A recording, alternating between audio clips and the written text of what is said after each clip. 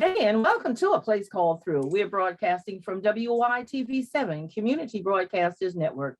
I am the host. I am Patricia Wade Goings. I host A Place Called Through Inspirational Moments. So today, we're so honored to have with us as our guest, Ms. Charmaine Singleton, and she's going to be talking about grief. Grief affects all of us in different ways, no matter what the situation is. Maybe you're grieving the loss of a loved one, or even something, it could be a pet, something real close to you. But grief affects many, many people globally. And that's what we do here at A Place Called Through. We share our mission of hope, and we do it so globally. And it's done through those charitable donations. So we ask you today to continue sowing. And if you haven't, please consider sowing that seed into this ministry, A Place Called Through Inspirational Moments, so we can continue to encourage you, inspire, and empower you with information that we share here. Welcome again, Ms. Singleton, to A Place Called Through. Good morning. Good morning. Thank you so very much for having me. And I just want to talk about good grief.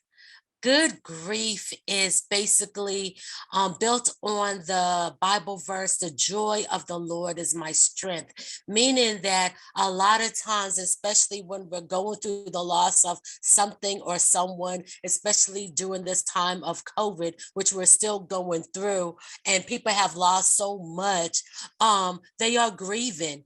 And this idea of good grief came to me based on the loss of my niece who passed away. Let me hold you right there with that point, Ms. Singleton, because we're going to talk about the good grief, but we need to back up just a little bit and explain to our listeners and viewers, people grieve, but do they really understand, what that part of grief, what grief really is? So let's take a look back on some things that we previously talked about the grieving process that would be inclusive of denial. A lot of times when we're grieving, we deny actually that we're really hurting because we have lost that thing closest to us.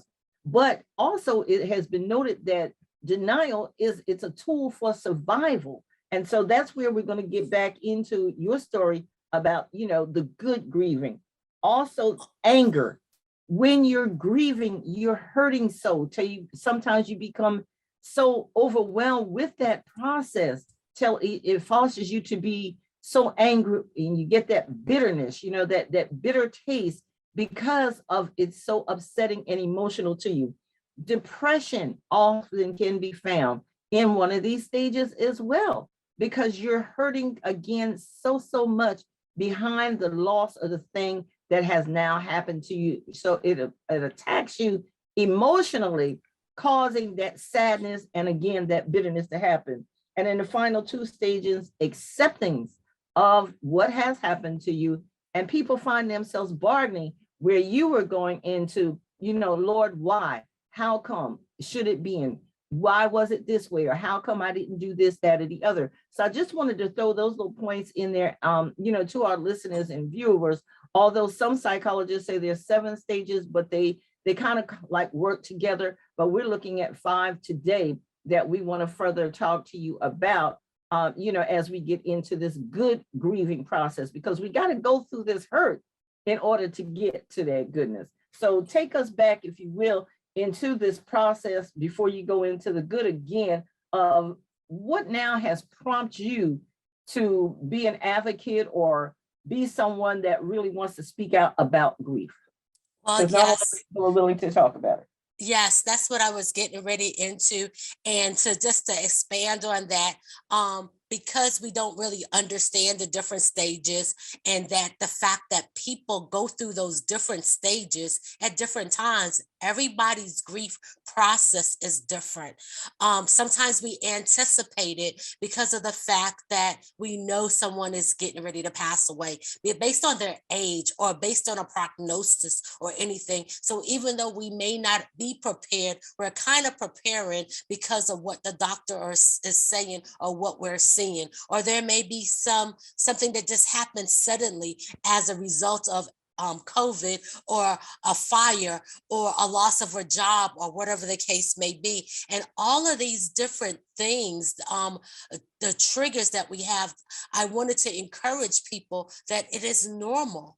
And throughout the whole stage of the process, because I do believe we may not be healed from grief, but grief is a part of life, and that is a normal part of life. And there is goodness in the grieving process if we understand where to meet people where they are, as well as to go through grief with that person as best as possible. Sometimes going through meaning is just being silent and just letting them know that you're ready to be there for them, and to talk when they're willing to talk, and to eat when they're willing to eat, and to pray when they're willing to pray. But I know a lot of times some people have that habit of saying, aren't you over that yet? You know, and I can tell you that sometimes in talking to other people who have, let's say, lost a parent or a spouse, and Mother's Day, Father's Day, an anniversary still triggers the grief in process, even though that person may have been gone, many years ago. So, as a result of all of these different background ideas or terminology or stages, depending on the psychologist, going to a grief counselor or anything of that nature, I really start thinking about the grief process, the grieving process. And it hit my family on the loss of my niece. And she passed away due to COVID. She was only within her 30s, and she aspired to be a police officer. And one day she was with us, and the next day she was gone. Basically, she called her mother that morning and said, "Mommy, I'm still not feeling well." Her mom lived about 10 minutes away. And within that 10-minute time frame of her mom getting to her house, my niece was already gone, transitioned, so to And I'm speak. sorry to hear that, because that was a heavy burden, not only, to the mother, but as well as you. And I'm sure it impacted so many other members of your family. But I want to say this, hold that thought there as well. Grieving is a highly individual experience. There is no right nor a wrong way to grieve. And sometimes people believe, well, I have to yell, or I have to scream, or I'm not going to go out, or I'm going to stop eating. Everybody grieves in their own individual ways. There is no right way to grieve, and there is no wrong. No psychologist can tell you how you feel inside. Your feelings. How you grieve depends on many, many factors. And again, it's about your personality, how you're feeling, and how you're able to cope, through this loss, as you just stated about your niece. How is your family, yourself, how you're able to, to get through this process? It's your life experience as well. It is also your faith in whom and what you do believe in that will help you get through this grieving process. More so and significantly is how the loss relates to you. So with those combinations of things, that tells us that yes, we are grieving, and grieving is okay. It is a way to release. I mean, we've all experienced grief from one thing or another. And in that process, I may not grieve the way you do. I mean, I cry.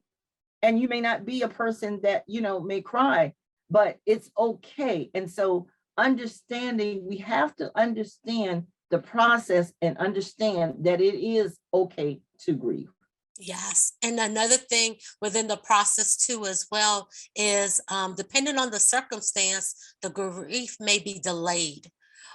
If you are the sole caregiver, or you have to get to the next situation, meaning you lose your house, you lose your job, you're sick or whatever, but you are the one that is the backbone of the family, you may not even have the time to process the different things that are going on. And then suddenly it hits you. So I can say this in my family recently, after my niece passed away, a year later her father passed away. Within that time frame of her father passing away, I went home to New York for his funeral. The same day I came back from New York back to California, I found out that my uncle in Jamaica had passed away.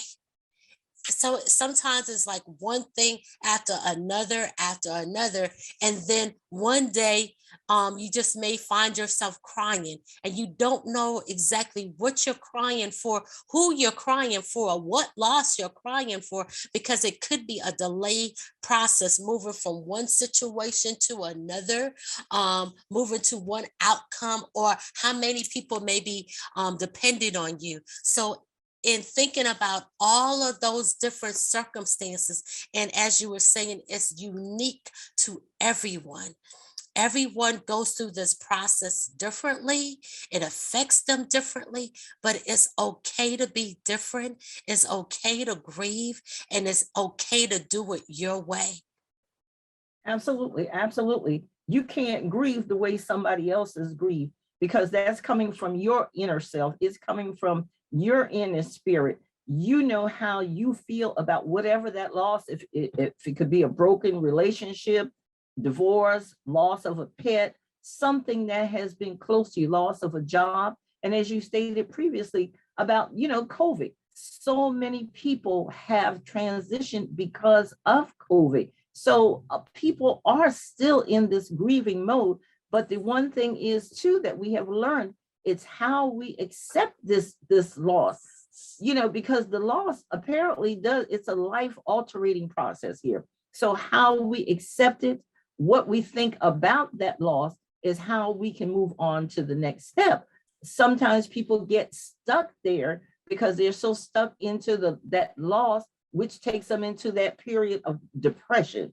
And that Mhm. then too can increase to a more serious situation, emotionally, because you're so, scarred, you're so torn up, and you may not know how to release this hurt. But we're going to talk a Yes. little bit later on about releasing this pain, this hurt, because grief is not something that can be overlooked. It is happening on a daily basis. People are grieving all the time. And, our condolences for all the losses that you and your family have recently endured.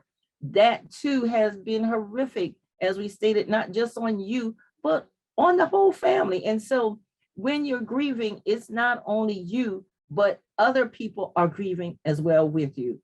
I know that I've Yes. endured several losses, and, I wasn't by myself. And even sometimes you feel that, because that depression, that anger, kicks in, and it'll say, oh, nobody really cares.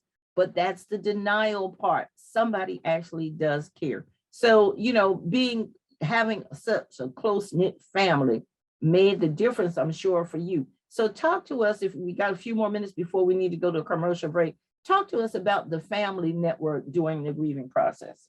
The family, I think family is how you make it. It could be your immediate family or your extended family, but it's that support system that you rely on each other to help through, and I believe, and that's one of my background right now, is stronger together. And if you know that there are people around you that you can talk to, or you don't have to talk to, but you're comfortable in the same um area with them, being in the same room. You don't have to say anything, but they know that they're there for you, and you know that they're there for you too as well. And that's the family support system. But not only the talking and the communication and the support and the love, but also what's been happening in different family situations or with friends is preparing meals, babysitting, taking care of the young kids,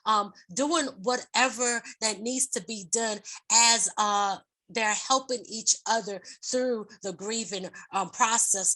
And that's the good thing of having that support, that person that you can pick up the phone and call at the middle of the night, and sometimes in different time zones, and say, you know what?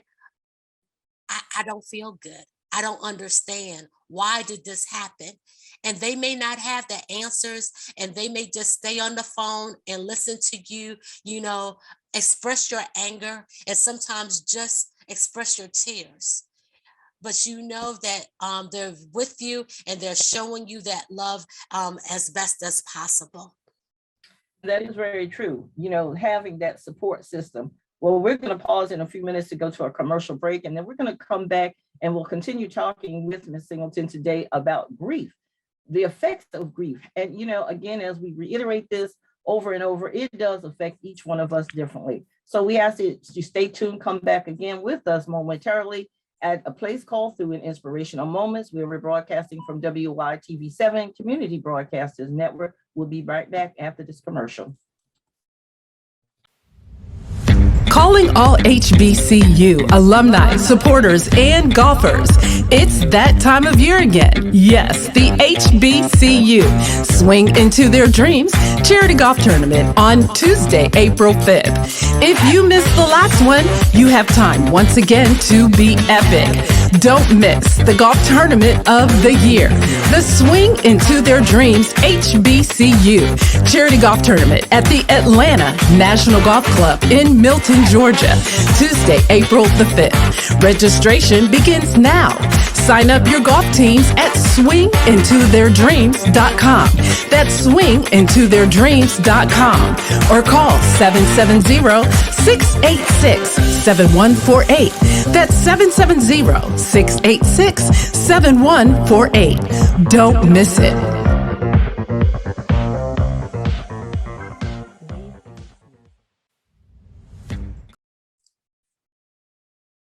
And welcome back to a place called Through Inspirational Moments.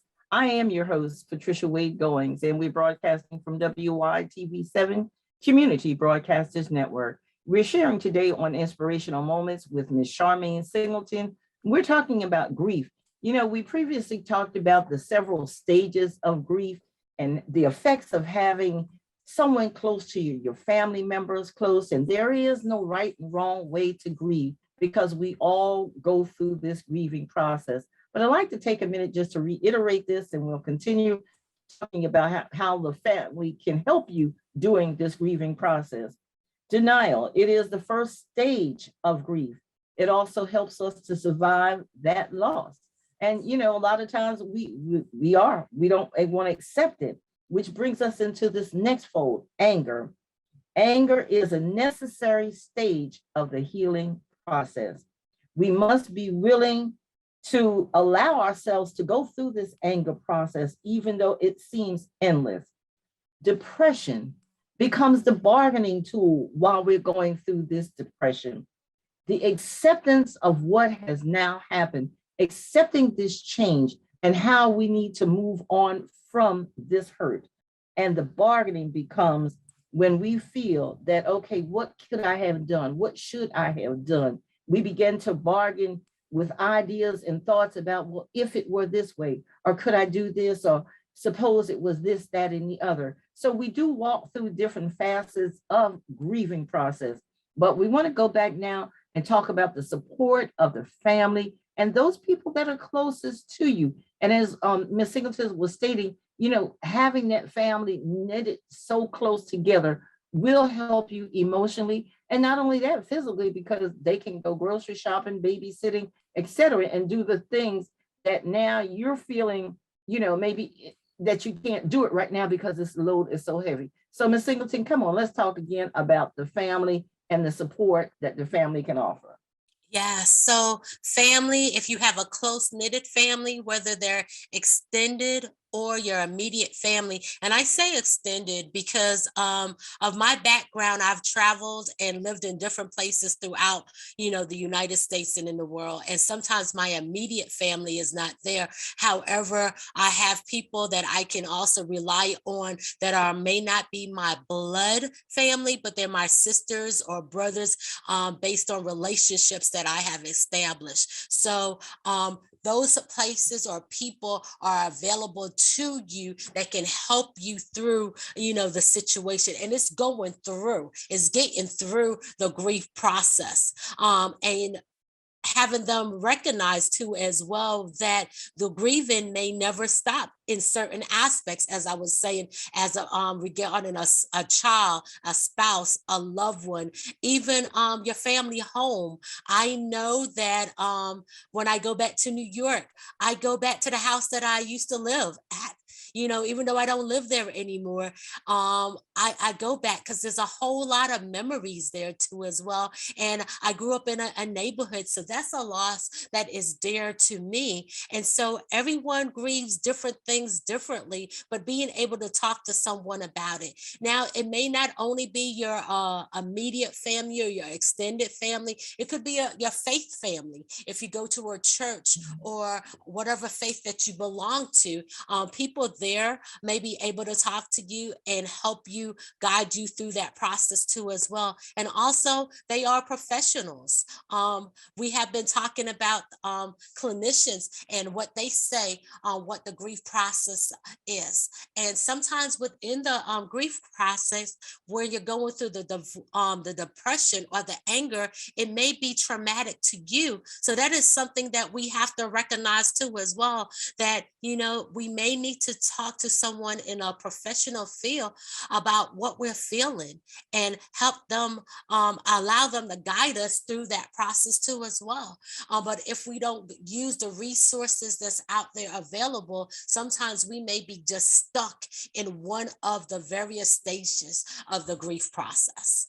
And that is very true, because when you get stuck, that's even more so leading you into this state of denial. It leads you more into that anger state. It leads you more into the depression, because you're unaware and you're not focusing on that. Yes, I can process this, or how do I process this?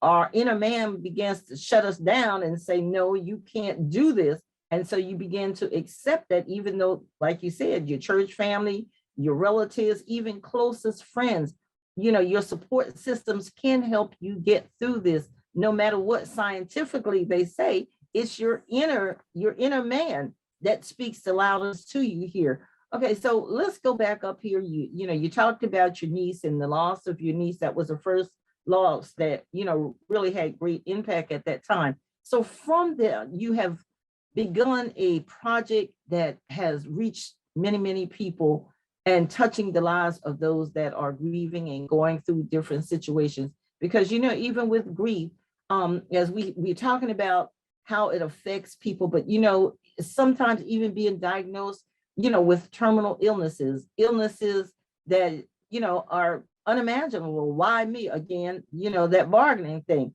Why did this happen to me? And so we go back to this fight and flight situation in this grieving process. So let's talk about, I know that you said your niece had passed away, and so did others, but it's because of your niece that you have now begun to move on into another platform.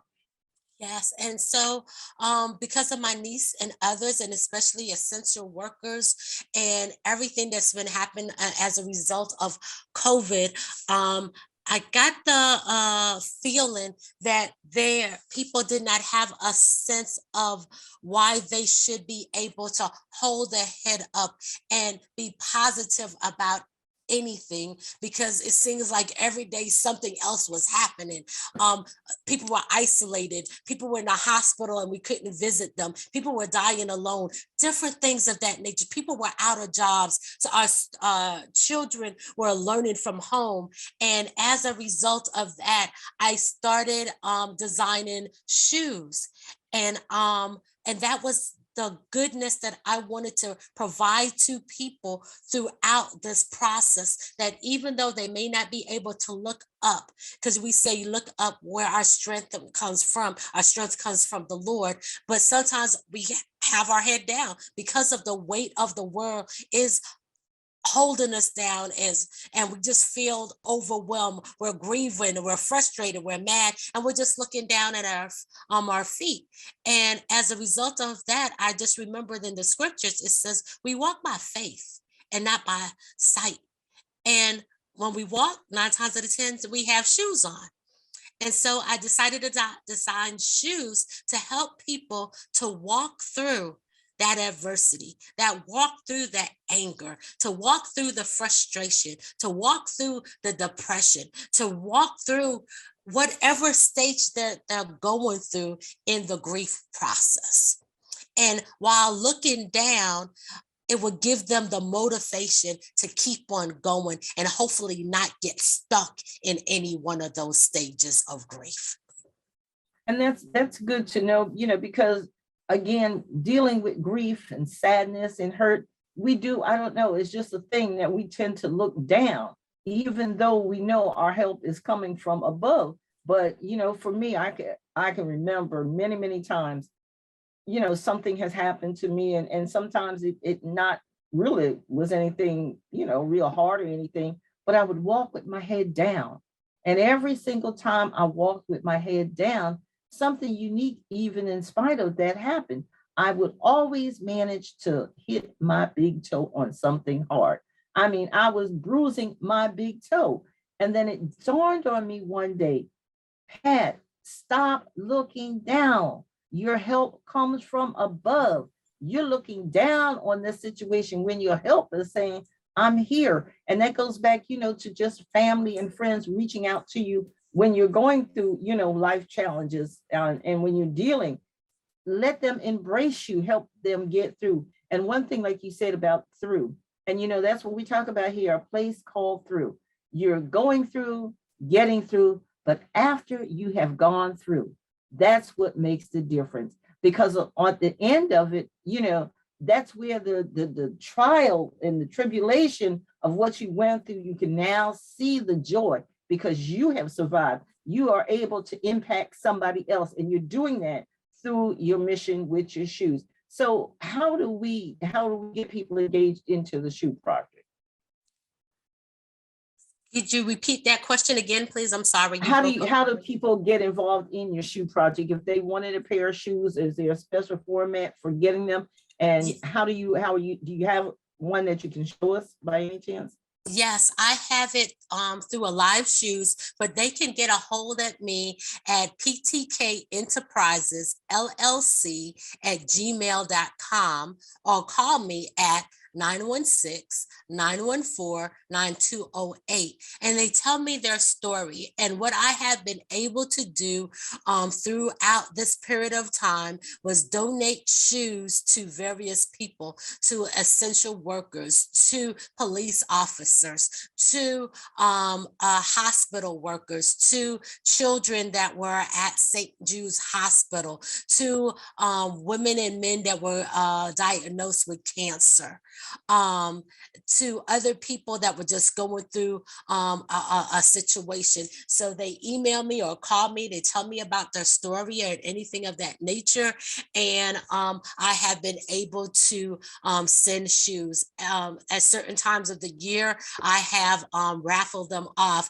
Exactly on Saturday, I was at a function and I did a raffle off a pair of shoes. I donated it to that organization. So those are the different ways that I have supported people and organizations throughout this process. And the good grief aspect of it is as they go through, the shoes is a reminder of how far they have come and how far they can still go.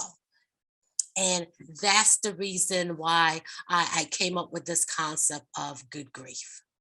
Well, that's really unique. That is, really awesome, because again, you're giving that support to someone who is going through. So we're winding down the last couple of minutes. Share with us, Ms. Singleton, some words of encouragement for somebody that may be tuning in and listening to us today, and maybe they are grieving through something. So share with us those words that you will of wisdom and empowerment for our listeners and viewers.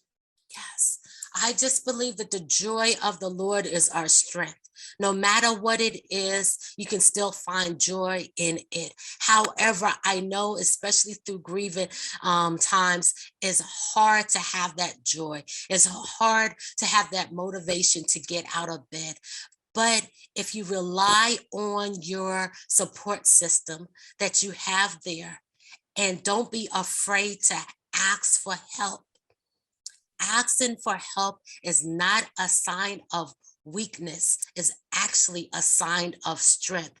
And I do believe the reason why God brought us all together is for us to help one another, not only through the good times, but especially in the bad times. Thank you. That's awesome. Well, we just want to thank you for sharing your story today with us at A Place Go Through. And you know that we are broadcasting from WYTV7 Community Network. And I am the host, Patricia Wade Goings. And if you really enjoyed these stories that you've heard or that you're still continuing to listen to, hopefully, and you've got a unique story and you want to share it and be my guest, please do so by contacting me in area code of 843-608-9744. Hey, shoot me an email at pgoingswp@gmail.com. Follow us for upcoming events on our website at www.willpower, the call to rise above. And if you just want someone just to talk to, just to vent, even say a prayer, or let's read the Bible together, because we do have a Bible study group coming up real soon. I am an evangelist. I am a health and wellness and life coach. I'd be more than glad to share those moments with you. And again, I am your host, Patricia Wade Goings. I am the author also of Willpower, the Call to Rise Above. Give us a call, send us an email, follow us on Facebook as well. A Place Called Through at Willpower, the Call to Rise Above. And don't forget, those charitable donations help us spread this word, share this gospel. And we surely appreciate all that you all are doing. And Ms. Singleton, be commended for the job that you have done. And we look forward to following up with you soon on A Place Called Through. Thank you again for being our guest. Thank you so very much. God bless. God bless.